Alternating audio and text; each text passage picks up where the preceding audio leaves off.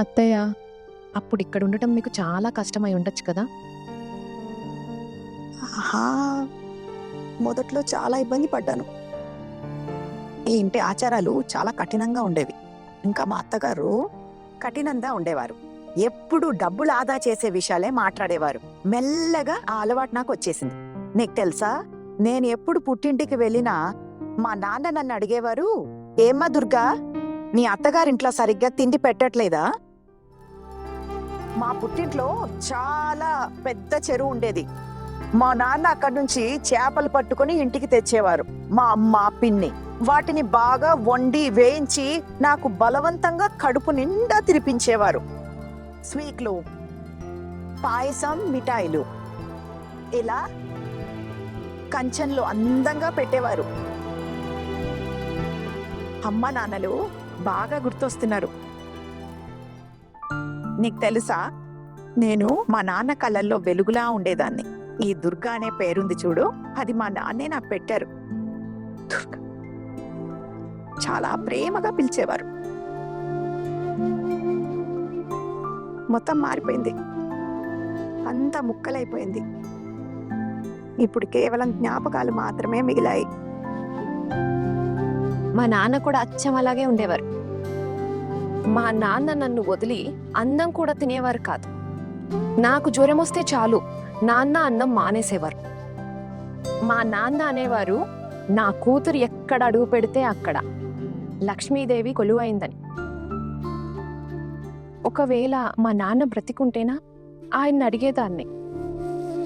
ఆయన చెప్పింది తలక్రిందులైంది. నా తలరాత వల్లే నేను కుడక్షనిగా మారిపోయాను. ఒకవేళ ఆయన బతుకుంటేనా ఆయన అడిగేదాన్ని, అసలు నాలో ఆయన ఏం చూశారు అని. అది మరెవరికి కనిపించడం లేదు.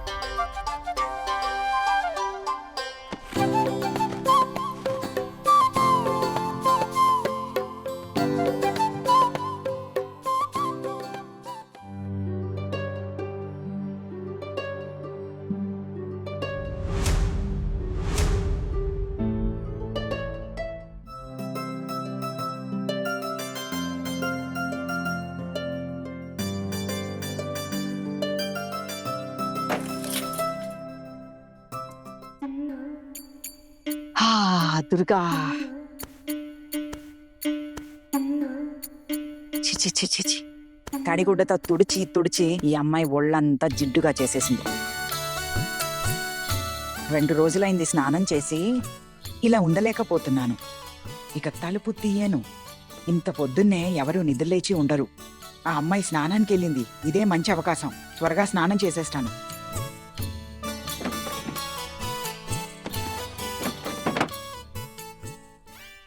ఆహనా, అక్క, టిఫిన్ ఏం తింటారు? అక్క, పాలు, పేలాలు, ఇంకా అరటి పండిస్తున్నాను. పెళ్ళై ఇన్నేళ్ళయింది నేను ఈ ఇంటికొచ్చి. కానీ అత్తయ్య ఇలా మంచం మీద పడి ఉండటం మేమెప్పుడూ చూడలేదు. అసలు నాకు అర్థం కావడం లేదక్క. ఆ రోజు అక్కడ నీళ్లు ఎవరు పోసారు? ఒక మాట చెప్పన చిన్నక్క, అక్కడ నేను చూసినప్పుడు అసలు నీళ్లే లేవు. అత్తయ్య మామూలుగానే కాలు జారి పడిపోయారేమో.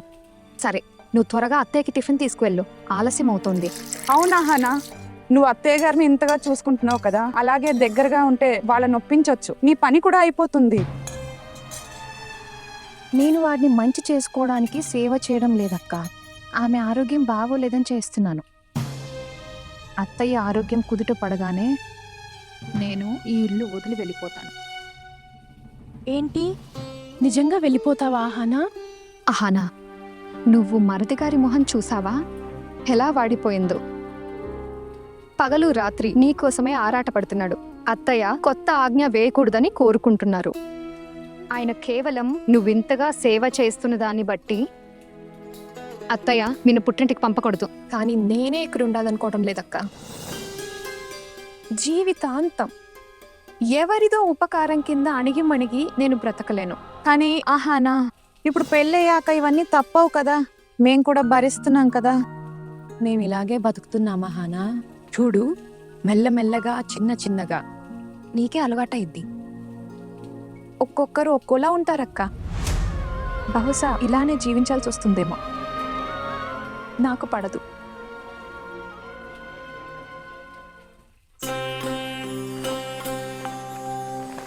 త్వరగా నీళ్లు తుడిచేసి కప్పు పెట్టుకుంటాను. ఈ అమ్మ ఏ క్షణమైనా రావచ్చు.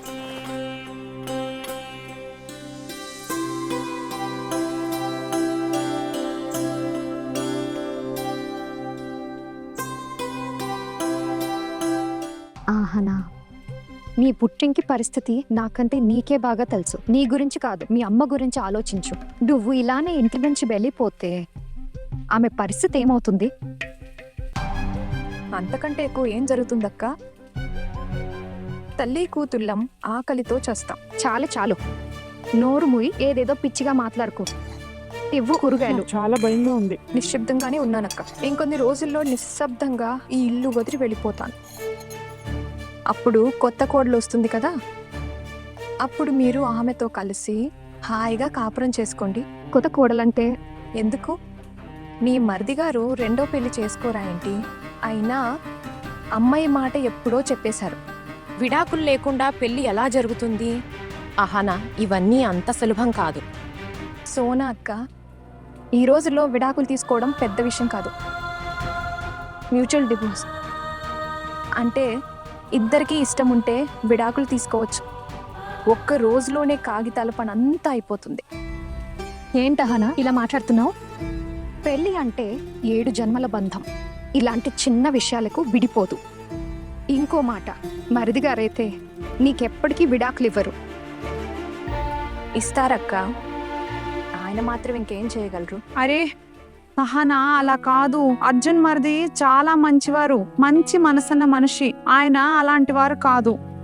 ఆయన నిన్ను చాలా ఇష్టపడుతున్నారు, చాలా ప్రేమిస్తున్నారు. నీకు తెలుసా, అర్జున్ మరిది నీలాగా కఠినమైన వారు కాదు. ఆయన మనసు చాలా సున్నితమైనది, అర్థం చేసుకో.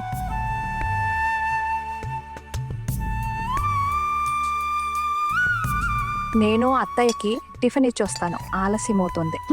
వెళ్ళు చెల్లి.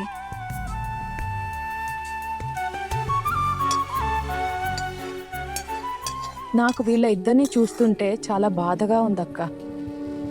వీళ్ళ ఇద్దరిని దగ్గర చేయడానికి మనం ఏదో ఒక దారి వెతకాలి అనిపిస్తోంది.